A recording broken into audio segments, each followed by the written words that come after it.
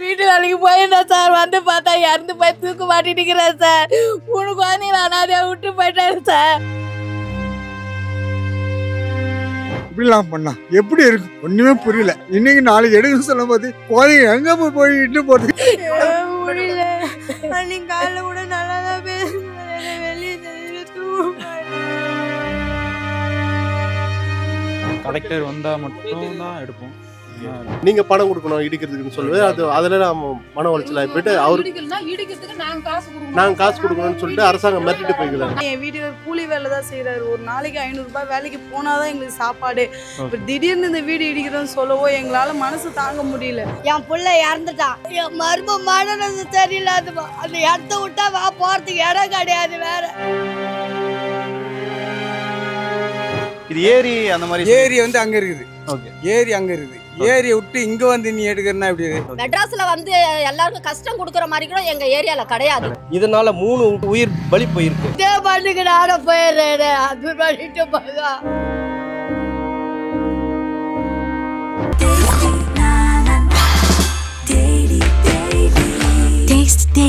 Taste the Daily. Reflect நேயர்களுக்கு வணக்கம். இன்றைக்கி நம்ம திருவேற்காடு கோல்டி பகுதியில் தான் இருக்கோம். இந்த இடத்துல வந்து பார்த்திங்கன்னா சில நாட்களாக ஒரு பிரச்சனை போயிட்டுருக்கு. இந்த கோல்டி பகுதியில் இருக்க கிட்டத்தட்ட ஒரு 1500 வீடுகளை இந்த இடத்துல வந்து இடித்து அப்புறப்படுத்தணும், இங்கே இருக்கிற மக்கள்லாம் வந்து வேறு இடத்துக்கு போயிருங்கன்னு சொல்லிட்டு கவர்மெண்ட் சைட்லேருந்து ஒரு ஆர்டர் வந்து இந்த இடம் வந்து பார்த்திங்கன்னா ஃபுல்லாகவே நத்தம் புறம்போக்குன்னு சொல்கிறாங்க. ஸோ எல்லா வீடுகளுக்கும் வந்து நோட்டீஸ் ஆனது ஒட்டப்பட்டிருக்கு. இப்போ இங்கே பிரச்சனை வந்து பார்த்திங்கன்னா இந்த இடத்துல வசிக்கிற எல்லாருமே கிட்டத்தட்ட 30 வருஷத்துக்கும் மேலே இந்த இடத்துல தான் வசிச்சுட்டு வராங்கன்னு சொல்கிறாங்க. இந்த இடத்துல இந்த வீடுகளை இடிக்கிறதுக்கான முக்கிய காரணமாக அவங்க சொல்கிறது, இது பக்கத்தில் வந்து ஒரு ஏரி இருக்குது. ஸோ அந்த ஏரி பகுதியில் தான் நீங்கள் வந்து வீடு கட்டியிருக்கீங்க. ஸோ இந்த இடத்துல வந்து அதிகாரப்பூர்வமாக நீங்கள் இருக்கிறதுக்கு வந்து எந்த அனுமதியும் கிடையாதுன்ற ஒரு அடிப்படையில் வந்து அவங்க நோட்டீஸ் ஒட்டப்பட்டிருக்கு. இது வந்து ஒரு 3 நாளாகவே இந்த பிரச்சனை வந்து போயிட்டு இருக்கு. இதனால் வந்து பார்த்தீங்கன்னா 17ஆம் தேதி இந்த இடத்த சேர்ந்த சங்கர் என்பவர் வந்து பார்த்தீங்கன்னா தூக்கிட்டு வந்து தற்கொலை பண்ணியிருக்காரு. ஸோ வந்து இந்த இடத்த வந்து திடீர்னு காலி செய்யப்பட்ட காரணத்தினால இதை வந்து ஏற்க முடியாத ஒரு மனநிலையில் வந்து அவர் வந்து தூக்கிட்டு தற்கொலைக்கு வந்து முயற்சி செஞ்சு இப்போ வந்து உயிரிழந்திருக்காரு. இந்த பகுதியில் வந்து பார்த்தீங்கன்னா பலதரப்பட்ட மக்கள் வந்து பல வருஷமாக வந்து வச்சுட்டு வரனால இந்த இடத்த விட்டு எங்கே போவோன்ற ஒரு சூழ்நிலை வந்து இங்கே நிலவிக்கிட்டு இருக்கு. கிட்டத்தட்ட இந்த பகுதியில் மட்டுமே 1500க்கும் மேற்பட்ட வீடுகள் வந்து இருக்கிறதுனாலையும் ஸோ எங்களுக்கு வந்து முறையான ஒரு நியாயம் கிடைக்கணும், இந்த இடத்த விட்டு நாங்கள் எங்கே போவோம், அது இல்லாமல் இந்த இடத்த சேர்ந்த மக்களுக்கு வந்து ஆதார் கார்டு அது இல்லாமல் வந்து முறையான வரி எல்லாமே கட்டிட்டும் வந்துட்டு இருக்காங்க. ஸோ அப்படிப்பட்ட இடத்துக்கு வந்து நீங்கள் எப்படி வந்து காலி பண்ண சொல்லுவீங்கன்ற ஒரு கேள்வி வந்து அவங்க சைட்லேருந்து வைக்கிறாங்க. ஸோ அதற்கான போராட்டம் தான் நம்ம பின்னாடி வந்து போயிட்டுருக்கு. ஸோ இந்த ஏரியா மக்கள்கிட்டே வந்து அவங்க என்ன மனநிலையில் இருக்காங்க, அவங்க வந்து கவர்மெண்ட் கிட்ட என்ன எதிர்பார்க்குறாங்க அப்படின்றத அவங்ககிட்டயே கேட்டு தெரிஞ்சுக்கலாம். 30 வருஷமாகவே இங்கே தான் இருக்கோம். நாங்கள் கட்டும்போது ஓலை வீடு, கரண்ட் இல்லாத கூட கரண்ட் வாங்கினாங்க. என் சொந்த காசில் வாங்கினேன், அதுவும் கொடுத்தாங்க. நான் ஒன்றும் சொல்ல 30 வருஷத்துக்கு முன்னே 92ல் வாங்கியிருக்கேன். அது ஏரிலாம் கிடையாது. நான் அப்படி தான் இருந்தோம். ஏன்னா இன்னைக்கு வந்து 30 வருஷம் வாழ்ந்துட்டு நான் ஓடி எங்கே படுக்குது எனக்கு தெரியலையே. பிள்ளைங்க படித்து காலேஜெலாம் முடிச்சிட்டானுங்க. ஏதோ சம்பாதிச்சு சாப்பிட்ற நேரத்தில் இப்படிலாம் பண்ணா எப்படி இருக்கும் ஒன்றுமே புரியல. எல்லாமே வரி கொடுத்துக்கிறோம், வரி கூட வந்திருக்கேன், எல்லாமே இருக்குங்க. 30 வருஷமா கரண்ட் கொடுத்துருக்கேன், வாங்கியிருக்கேன். கரண்ட் நாங்கள் பண்ணுவோம். கரண்ட் அதிகம் ரேட் வந்தால் கூட நாங்கள் போய் மனு கொடுத்து அந்த அதிகாரிகிட்ட பேசியிருக்கோம். இப்படிலாம் பண்ணியிருக்கீங்க சார், ஒன்றுமே பிரச்சனை கிடையாது. இப்படிலாம் வாழ்ந்துருக்கோம். இன்னைக்கு நாளைக்கு எடுக்கணும்னு சொல்லும் போது குழந்தைங்க எங்கே போய் இட்டு போகிறதுக்கு ஒன்றும் புரியல. அவ்வளோதான். எனக்கு அதுக்கப்புறம் பேச மனசு இல்லை. நிறைய பேசுறது மனசு இருக்கு, பேச முடியலையே. அப்போ இந்த பிள்ளைங்க அவசரப்படுத்த. இப்போ நம்ம இருக்கிற இடம் தான் வந்து பார்த்திங்கன்னா திருவேற்காடு கோலடியில் இருக்குது. அந்த ஏரி சொல்லப்படுற இந்த இடம் வந்து பார்த்திங்கன்னா நமக்கு பின்னாடி தான் இருக்குது. அப்படியே இந்த இடத்துல இந்த மக்களை வந்து காலி செய்கிறதுக்கு முக்கியமாக அவங்க சொல்கிற காரணம், இது வந்து ஒரு ஏரி பகுதி, இந்த இடத்துல வந்து வீடு கட்டினது வந்து தவறு, ஸோ இங்கேருந்து நீங்கள் வந்து வெக்கேட் பண்ணிடுங்கன்னு சொல்லிட்டு அவங்க சொல்கிறாங்க. ஆக்சுவல் ட்ரூத் வந்து பார்த்திங்கன்னா இந்த ஏரியை ஒட்டி இருக்க இந்த வீடுகளுக்கெலாம் வந்து பார்த்திங்கன்னா பட்டா இருக்குது. நீங்கள் பார்க்குற இந்த வீடுகளுக்கு வந்து பார்த்திங்கன்னா பட்டா இருக்குது. இந்த இடத்துக்கு எதன் அடிப்படையில் கவர்மெண்ட் வந்து பட்டா கொடுத்துச்சு, இந்த இடத்துக்கு அப்படியே ஆப்போசிட்டில் இருக்க இடம் தான் வந்து பார்த்திங்கன்னா நத்தம் புறம்போக்குன்றாங்க. இந்த காரணத்தை சொல்லி அந்த பகுதி மக்களை தான் வந்து இங்கேருந்து அப்புறப்படுத்த பார்க்குறாங்க. இது வந்து சுத்தமாக புரியவே இல்லை. ஆக்சுவலாக வந்து ஆபத்து உணர்ந்து இந்த இடத்த விட்டு அவங்க அனுப்புகிறாங்களா, இல்லை வேறு எதுவும் காரணங்கள் இருக்கா? இந்த ஏரியாவில் இருக்க கவுன்சிலர் வீடே வந்து பார்த்திங்கன்னா பாதி புறம்போக்கு லேண்டில் தான் இருக்குது அப்படின்னு சொல்லிட்டு அதிலே வந்து பாதி போகுது அப்படின்ற இன்ஃபர்மேஷனும் இந்த ஊர் மக்கள் வந்து கொடுத்துருக்காங்க. ஸோ வந்து முக்கியமான காரணம் இந்த வந்து மழைக்காலங்களில் இந்த வந்து தண்ணி வந்து தேங்கினா இது வந்து தண்ணி வெளியே வரும், இது வந்து அதாவது ஆற்றுப்படுகைன்ற சொல்லுவாங்க. ஏரி தண்ணி வந்து இந்த ஊருக்குள்ளே போகும். மக்களோட பாதுகாப்பின் அடிப்படையில் இந்த இடத்த விட்டு வந்து எல்லாரையும் காலி பண்ண சொல்கிறாங்கன்னு அவங்க சொன்னாலும் அப்படி பார்த்தா இந்த லேண்டு தானே அது உட்பட்டதாக இருக்கும். ஏன்னா வந்து இந்த லேண்ட்ஸ் எல்லாமே இந்த ஏரிக்கு ரொம்பவே பக்கத்தில் இருக்கக்கூடிய இடங்கள் தான். இது வந்து குறிப்பிட்டு ஒரு பகுதி மக்களை மட்டும் வந்து கவர்மெண்ட் வந்து குறி வைக்கிறதுக்கு வந்து வேறு எதுவும் காரணங்கள் இருக்கான்ற கேள்வியும் வந்து நம்மக்கிட்ட போய் எழுது. இங்கே இருக்கிற மக்கள் வந்து இங்கே சொல்கிற இன்னொரு விஷயம் வந்து பார்த்திங்கன்னா, சென்னை சிட்டியில் இருக்க வேளச்சேரி, சாலிகிராமம் இந்த மாதிரி ஒரு சில முக்கிய பகுதிகளில் வந்து மழை பெஞ்சால் இடுப்பளவுக்கு தண்ணி வரதை வந்து நம்மளால் பார்க்க முடியும். ஸோ வந்து அந்த இடத்தோட கம்பேர் பண்ணும்போது இந்த இடத்துல அப்படிப்பட்ட பாதிப்புகள் இது வரைக்கும் நான் ஏற்பட்டதே கிடையாது. ஸோ வந்து இந்த இடத்துல தண்ணியே நிற்காது. ஸோ வந்து தண்ணியை தான் நீங்கள் காரணம் காட்டி வந்து இந்த மக்களை வந்து இங்கேருந்து அப்புறப்படுத்துறீங்கன்னா, முதல்ல வந்து சிட்டியில் இருக்க மக்களை வந்து நீங்கள் வந்து அப்புறப்படுத்துவீங்களா அப்படின்ற ஒரு கேள்வி வந்து இங்கே இருக்கிற ஏரியா மக்கள் வந்து நம்மக்கிட்ட சொல்லிட்டு இருக்காங்க. இப்போ நம்ம இருக்கிற இடம் தான் வந்து பார்த்திங்கன்னா, இந்த பிரச்சனையால் ரொம்ப மன உளைச்சலுக்கு ஆளாகி தன்னைத்தானே தற்கொலை பண்ணிக்கிட்ட சங்கர் அவரோட வீட்டு பக்கத்தில் தான் இருக்கும். இவர் வந்து பார்த்திங்கன்னா இங்கே கிட்டத்தட்ட 30 வருஷமாக தன் பிறந்ததுலேருந்தே இந்த ஏரியாவில் தான் இருக்கார். அவருடைய மாமாவாக இருக்கட்டும், அவங்க அப்பா அம்மா, அவருக்கு வந்து மொத்தம் 3 குழந்தைகள் இருக்குது. 2 பேர் வந்து காலேஜ் படிக்கிறாங்க, ஒருத்தவங்க ஸ்கூல் படிக்கிறாங்க. இந்த பிரச்சனை வந்து கிட்டத்தட்ட ஒரு வாரத்துக்கு முன்னாடியே வந்து உருவாக ஆரம்பிச்சிருச்சு. இந்த இடத்துல வந்து ஆக்கிரமிப்பு பண்ணியிருக்கீங்க, இந்த இடத்த விட்டு நீங்கள் வந்து காலி செஞ்சு போகணும் அப்படின்ற மாதிரி வந்து சொல்லிகிட்டு இருந்திருக்காங்க. இது வந்து பார்த்திங்கன்னா தொடர்ந்து இவர்கிட்ட ஒரு மாதிரி ஒரு மன உளைச்சலுக்கு வந்து ஆளாயிருக்கு. ஏன்னா வந்து இந்த இடத்த விட்டால் நமக்கு வேறு எந்த இடமும் கிடையாது, நம்ம எங்கே போவோம், திடீர்னு வந்து இத்தனை வருஷமாக வாழ்ந்த ஒரு இடத்துலேருந்து நம்ம வந்து வெளியேற சொல்கிறாங்க, நாங்கள் எங்கே போவோன்ற மாதிரி ஒரு மன உளைச்சல் வந்து தொடர்ந்து அவருக்கு இருந்துக்கிட்டே இருந்திருக்கு. தன்னுடைய பிள்ளைகள்கிட்டையும் சரி, தன்னுடைய மனைவிக்கிட்டையும் சரி இதை வந்து சொல்லிக்கிட்டே இருந்திருக்கு. நம்ம வந்து வீடை எடுக்க போகிறாங்க, வீடு போகுதுன்ற மாதிரி வந்து கொஞ்ச நாளாகவே சொல்லிக்கிட்டே இருந்திருக்காங்க. அது தொடர்ந்து மனைவியாக இருக்கட்டும், அவங்க பிள்ளைகளாக இருக்கட்டும்பா நம்ம பார்த்துக்கலாம் அப்படின்ற மாதிரி சில ஆறுதலான வார்த்தைகளை வந்து சொல்லியிருந்தாலும், ஒரு குடும்ப தலைவன்ற முறையில் வந்து எல்லாரையும் பார்த்துக்கிற ஒரு பொறுப்பு வந்து அவருக்கு எப்போவுமே இருக்கும். அப்படி இருக்கும்போது ஓவரான ஒரு மன உளைச்சல் வந்து அவருக்கு இருந்திருக்கு. அதை தொடர்ந்து வந்து பார்த்திங்கன்னா 17ஆம் தேதி மாலை நேரத்தில் வந்து அவங்க மனைவி வந்து வீட்டு வேலைக்கு செய்கிறவங்க. ஸோ வந்து வீட்டு வேலை செய்கிறதுக்காக வந்து வெளியே போயிருந்த அந்த நேரத்தில் வந்து பார்த்திங்கன்னா வீட்டோட கதவை சாத்திக்கிட்டு இவர் வந்து தூக்கிட்டு தற்கொலை பண்ணியிருக்காரு. அவங்க மனைவி வேலையை முடிச்சுட்டு வந்துட்டு கூப்பிட்டப்போ வந்து எந்த ரெஸ்பான்ஸும் இல்லைன்னு சொல்லிட்டு கடப்பாறையால் வந்து வீட்டுக்கு கதவை உடைச்சு பார்க்கும்போது தான் இவர் தூக்கிட்டு தொங்குற அந்த காட்சியை வந்து அவங்க பார்த்துருக்காங்க. இந்த பிரச்சனையை வந்து பார்த்திங்கன்னா நேற்று தான் வந்து இவரோட பாடியை வந்து கொடுத்துருக்காங்க. இப்போ உடற்கூறு ஆய்வுலாம் முடிஞ்சு நேற்று வந்து பாடி கொடுத்துருக்காங்க. பட் வந்து எங்களுக்கு ஒரு நியாயம் தேவை, ஏன்னா வந்து இத்தனை வருஷமாக இங்கே இருக்கோம், இந்த இடத்த விட்டு போய் நாங்கள் எங்கே போவோம். அது இல்லாமல் நிறைய பேர் வந்து பார்த்திங்கன்னா இந்த ஏரியா வந்து ரொம்ப செலவு பண்ணி இப்போ தான் வீடுகளை வந்து கட்ட ஆரம்பிச்சிருக்காங்க. ஸோ அதுக்கெல்லாம் வந்து ஒரு நியாயம் கிடைக்கணும். எங்களுக்கு வந்து மாற்று இடமும் கொடுக்குறதாவோ எந்த விதத்துலையும் வந்து எங்களுக்கு ஒரு இதுவே கொடுக்கல, ஒரு முடிவே எங்களுக்கு வந்து தெரியல, எங்கே போவோன்ற ஒரு கேள்வியில் வந்து பார்த்திங்கன்னா எங்களுக்கு வந்து கலெக்டரோ இல்லை இந்த ஏரியாவோட எம்எல்ஏ யாராச்சும் வந்து எங்களை பார்த்து இதற்கு ஒரு முடிவு கொடுக்கணுன்றதுக்காக இப்போ வரைக்கும் வந்து இந்த இடத்துல வந்து பாடி வந்து இவங்க எடுக்கவே இல்லை. அவங்க வந்தால் தான் இந்த இடத்துல வந்து நாங்கள் பாடி எடுப்போம் அப்படின்ற ஒரு முடிவோட இங்கே வந்து போராட்டம் ஒரு சைடு போயிட்டு இருந்தாலும், இந்த இடத்துல வந்து பார்த்திங்கன்னா அவரோட பாடியை வச்சு இவங்களும் ஒரு விதத்தில் வந்து போராட்டம் பண்ணிக்கிட்டு தான் இருக்காங்க. வீட்டு வேலைக்கு போயிருந்தேன் சார், வந்து பார்த்தா இறந்து போய் தூக்கு மாட்டிட்டுக்கிறேன் சார். 3 குழந்தைங்கள அனாதையா விட்டு போயிட்டாரு சார். நான் எப்படி என்னை காப்பாற்றுவேன்? எனக்கு ஒரு நல்ல செய்தி சொல்லுங்க சார். சார் என்னை காப்பாத்துங்க சார். நீங்க என்கிட்ட சொன்னாரு சார், நான் 2 நாள் முன்னாடி ஊடி எடுக்க போறாங்கம்மா அப்படின்னு சொன்னாரு சார் சொன்னாரு. ஆனா இது ஒரு முடி எடுப்பாருன்னு நினைச்சு கூட பார்க்கல சார். நானு ஊடுன்னு சொல்லிட்டு இருந்தாரு சார். அப்படியே இறந்துட்டாரு சார். நான் வீட்டு வேலைக்கு போய் வரத்துக்குல கது தாப்பால் போட்டாரு. நான் வந்து பாக்குறேன், நைனான்னு கூப்பிடுறேன், கதவை திறக்கலன்னு 8 கட்டுப்பாறையில வச்சு கதவை திறந்தா தூக்கு மாட்டின்னு இருக்கிறாருப்பா. 3 குழந்தைங்களானதே விட்டாரு. 2 பையன் ஒரு பொண்ணுப்பா. எனக்கு எல்லாம் படிக்குதுக்குப்பா. எனக்கு குழந்தைங்களாம் படிக்குதுப்பா. என்னை கை விட்டு போயிட்டாருப்பா. எங்கதான் போறாரு? மாயமா வந்துட்டாருப்பா என்னை விட்டுட்டு.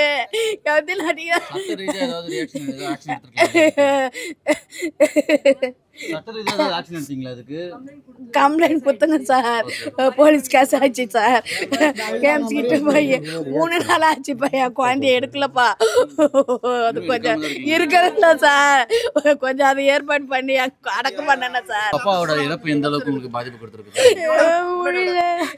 நீங்க காலைல கூட நல்லாதான் பேசுனாரு, வெளியே நீங்க எதுவுமே அதாவது ஆறுதலா அவருக்கு முன்னாடியே சொல்லிருக்கலாம், எதுவுமே பாத்துக்கலாம். அதெல்லாம் எனக்கு தெரியாது. அவர் வீடை பத்தி தான் பேசியிருந்தாரு. அதுக்கப்புறம் என்ன வெளியே அமைச்சிட்டு குழந்தைகளை வெளியே தள்ளிட்டு தாப்பால் போட்டுக்கினாரு சார். கவலைப்படுங்க, அவருக்கு இழப்புக்கு ஏதாவது நல்ல நீதி கிடைக்கும்.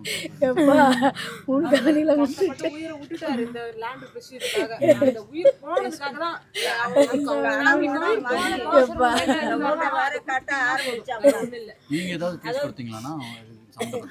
கேஸ் கொடுத்துருக்கோம், கோர்ட்டில் ஹியரிங் போயிட்டுருக்கு. ஓகே இன்னும் மறியல் பண்ணிட்டு இருக்காங்க. ஓகே சார் நாங்கள் வெயிட் பண்ணுறோம். கலெக்டர் தான் ஐடியா இல்லையா உங்களுக்கு? கலெக்டர் வந்தால் மட்டும் தான் எடுப்போம், இல்லைன்னா இல்லை. கலெக்டர் ஏதாவது உங்களுக்கு ஏதாவது மெசேஜ் கால் ஏதாவது பண்ணியிருந்தாரா? கால் எதுவும் பண்ணல, அதுக்காக தான் மறியல் பண்ணிகிட்ருக்கோம். அவங்க வந்தாங்கன்னா எடுப்போம், இல்லைன்னா அப்படி தான் இருக்கும். பார்த்தேன் கவுன்சிலர் அங்கே நின்று அவரும் போராட்டம் பண்ணிட்டு இருக்காரு. வேற யாராவது வந்து பார்த்தாங்களா அவங்கள இங்கே? வேறு யாரும் வரல, இது வரைக்கும் யாரும் வரல. அது வரைக்கும் வெயிட் பண்ணுறோம், வந்தாங்கன்னா நாங்கள் எடுத்துருவோம். அந்த குழந்தைங்களுக்கு வாழ்வாதாரமே அவங்க அப்பந்தான். அந்த இறந்து போனதுனால அந்த பசங்களோட பேச அதுக்கு மேலே எனக்கு பேச வரல. கடை வாங்கி இந்த வீடு கட்டிட்டு இருந்தாங்க. இந்த நோட்டீஸ் கொஞ்சம் கவர் பண்ணலாம்னு நினைக்கிறேன். அந்த எல்லா வீட்லையும் அந்த நோட்டீஸ் கொஞ்சம் பார்த்தீங்களா? அதில் வந்து கடைசியாக 21 நாள் வரைக்கும் டைம் கொடுத்தோம். 21வது நாள் காலி பண்ணலன்னா நீங்கள் வந்து நீங்கள் பணம் கொடுக்கணும் இடிக்கிறதுக்குன்னு சொல்லுவேன்.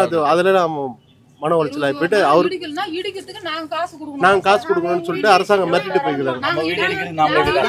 அந்த பயத்துல தான் சார் மெயினாக நடந்தது. அந்த பயத்துல தான் சார் அவன் அப்படி பண்ணிட்டான்.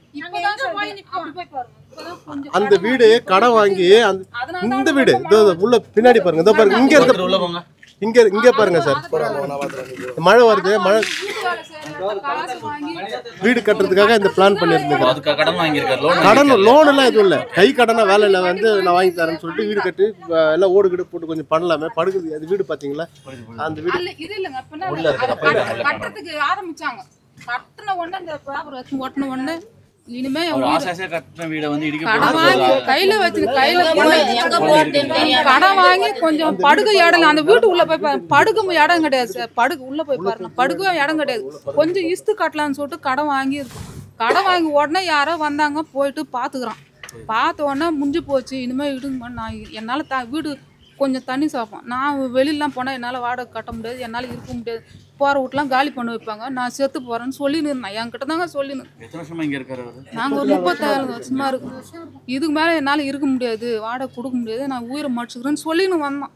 வேணாடா இந்த மாதிரிலாம் சொல்லாத, இந்த வீடு இல்லைன்னா இன்னொரு வீடு ஆக போது, வாடகை 2 பிள்ளைங்க இருக்கிறாங்க, வாடகை கட்ட போகிறாங்க, நீ எதுக்கூட அப்படி சொல்கிறேன்னு வாய் மேலே ஒரு அடி அடிச்சு இட்டுன்னு வந்துட்டு மீனெலாம் வாங்கினாங்க சார். மீன் வாங்கும்போது கூட உளறிங்கன்னே போய் வாங்கினோம். பார்த்தா 6 மணிக்கு படுத்துனுக்குறானே அப்படின்ட்டு போய் பார்த்தா தூக்க மாட்டேன். நான் பிறந்ததுலேருந்தே இங்கே தான் இருக்கிறேன், சின்ன வயசுலேருந்தே. என் பிள்ளைங்கள்லேருந்து எல்லாமே இங்கே தான் படித்தோம். இந்த கவர்மெண்ட் ஸ்கூலை நம்பி தான் இங்கே இருக்கிறாங்க. பணம் வசதி எதுவுமே எங்களுக்கு கிடையாது. இந்த வீடை நம்பி தான் என் பிள்ளைங்களும் சரி என் புருஷனும் சரி இங்கே இருக்கிறோம். ஒரு தொழில்னாவே இங்கே 4 பேர் தெரிஞ்சதுனால தான். என் வீட்டுக்கு கூலி வேலை தான் செய்கிறாரு. ஒரு நாளைக்கு 500 ரூபாய் வேலைக்கு போனால் தான் எங்களுக்கு சாப்பாடு. இப்போ திடீர்னு இந்த வீடு இடிக்கிறோன்னு சொல்லவோ எங்களால் மனசு தாங்க முடியல. திடீர்னு இப்போ எங்கன்னா போவோம்னா எங்கே போக முடியும்? எங்களுக்கு சொந்த இடமே இது ஒன்று தான். இது திடீர்னு இப்போ காலி பண்ணி போங்கன்னா நாங்கள் யாரை எங்கே போய் என்னன்னு நாங்கள் தேட முடியும்? என் பொண்ணு இங்கே படிக்கிற கவர்மெண்ட் ஸ்கூலில் தான் படிக்குது. 2000 பிள்ளைங்கிட்ட இங்கே தான் படிக்குது. இப்போ திடீர்னு நீங்கள் பிள்ளைங்க படிப்பு போகுது, வாழ்வாதாரம் போகுது, சம்பாதிக்கிற செய்கூலி எல்லாமே போகுது. இப்போ திடீர்னு போங்கன்னு சொன்னால் நாங்கள் திடீர்னு எங்கே போய் நிற்கிறது? 30 வருஷமாக அந்த ஏரியாவில் இருக்கோம். 30 வருஷமாக இருந்தோம். இன்றைக்கி வந்து திடீர்னு வந்து நோட்டீஸ் ஓட்டினா எப்படி அது எல்லா வீட்டுக்கும் ஓட்டியிருக்காங்க. எல்லா வீட்டுக்கும் ஓட்டிக்கிறாங்க. 30 வருஷம் நான் இருந்ததுக்கு என்ன அர்த்தங்க? நான் சின்ன பையன் இங்கே இருக்கேன். இப்போ வந்து திடீர்னு எடுக்க சொன்னால் என்ன அது? இது ஏரி அந்த மாதிரி ஏரி வந்து அங்கே இருக்குது. ஓகே, ஏரி அங்கே இருக்குது. ஏரியை விட்டு இங்கே வந்து நீ எடுக்கிறனா எப்படி? மக்கள் இவ்வளோ ஜனம் வாழறாங்க, எங்களுக்கு அதை கரை கட்டி விட்டு அது நல்லா சேமிச்சு அதை பண்ணாவே எங்களுக்கு போதும். நாங்கள் இதை அழிக்கணும்னு நாங்கள் சொல்லலை. இதுக்கு முன்னாடி வந்து இந்த இடத்துல மழை பெஞ்சு தண்ணி வர்றது அந்த மாதிரி எதனா பிரச்சனை வந்திருக்குங்களா? இல்லை, அதெல்லாம் ஒன்றும் இல்லை. அந்த மாதிரிலாம் எதுவும் வந்தாலும் அது தானாக போயிடும். மெட்ராஸில் வந்து எல்லாருக்கும் கஷ்டம் கொடுக்குற மாதிரி கூட எங்கள் ஏரியாவில் கிடையாது, கிடையவே கிடையாது. 100-150 வருஷமாக இருந்தால் பெரிய விஷயம் கிடையாது. நீங்கள் சோழர் காலத்து ஆளே இருந்தாலும் நீங்கள் காலி தான் பண்ண ஆக்கிரமிப்புன்னு ஜட்ஜி ஐயா சொல்கிறார், நீதிபதியா. அப்போ பல்லவர் காலத்து ஆளுங்க அந்த பக்கம் மகாபலிபுரத்துலேருந்து அந்த ஸ்ட்ரெச் 100 கிலோமீட்டர் இருக்காங்க. அந்த கடலில் ஆக்கிரமிப்பே இல்லைங்களா? பணக்காரங்களா சொல்கிறேன். அந்த ஈசார் ஃபுல்லாக எல்லாம் ரிச் பீப்புள் தான். ஆமாம், அங்கே ஆக்கிரமிப்பே இவ்வளோ காலம் இருந்தது இல்லையா? ஏன்னா அங்கே இருக்கப்பட்டவங்க இங்கே இல்லாதப்பட்டவங்க. அப்போ எதை வச்சு நீங்கள் சோழர் காலத்தே இருந்தால் கூட உங்களுக்கு கிடையாதுன்னு சொல்கிறாங்க. நான் வந்து கரெக்டாக 36 வருஷம் ஆகுது இந்த ஏரியாவுக்கு வந்து. இந்த ஏரியாவுக்கு வர சொல்ல இதெல்லாம் ரோடே கிடையாது. ஒரு ஒத்தாடி பாதை வரும், பில்லும் குண்டுமா ரோடே கிடையாது. இதெல்லாம் நாங்கள் எல்லாம் சரி பண்ணி இதெல்லாம் ஏற்பாடு பண்ணி கவர்மெண்ட்டை வந்து ரோடு போட்டு அதை போட்டு vote ID Aadhaar card ration card வேறு கட்டினாங்க. வரியிலேருந்து கட்டி இப்போ இந்த மாதிரி பண்ணால் என் பிள்ளை இறந்துட்டான். என் பிள்ளை இறந்து 15 வருஷம் ஆகுது. என் மரும மனநது சரியில்லாதுமா. அந்த இடத்த விட்டா போகிறதுக்கு இடம் கிடையாது. வேறு நான் எங்கே போவேன் சொல்லு? எவ்வளோ கஷ்டத்தில் இருக்கிறேன். அதுக்கு ஏன் இப்போ ரேஷன் கார்டுலேருந்து கட்டி கொடுத்தீங்க, ஓட்டு ஐடி ஏன் கொடுத்தீங்க, ஆதார் கார்டு ஏன் கொடுத்தீங்க, ரோடு ஏன் போட்டீங்க, வரி ஏன் போடுறீங்க, மாராட்சி ஆக்குனீங்க, வார்டு பெரிய வார்டுன்னு ஏன் சொல்கிறீங்க, 3வது வார்டுன்னு சொல்லி இவ்வளோ எலெக்ஷனில் இதான் பெரிய வார்டு, இதான் பெரிய வார்டுன்றீங்க. இப்போ இவ்வளோ மக்கள் எங்கே ஏன் போவோம்? நான் இவ்வளோ மக்கள் எங்கே போய் ஏழைப்பட்டவங்க தானே அங்கே வந்துருக்குற இந்த முதலமைச்சர் கருணை காட்டி இது என்ன ஏதுன்னு எங்களுக்கு ஏழைங்களுக்கெல்லாம் கருணை காட்டுங்கப்பா.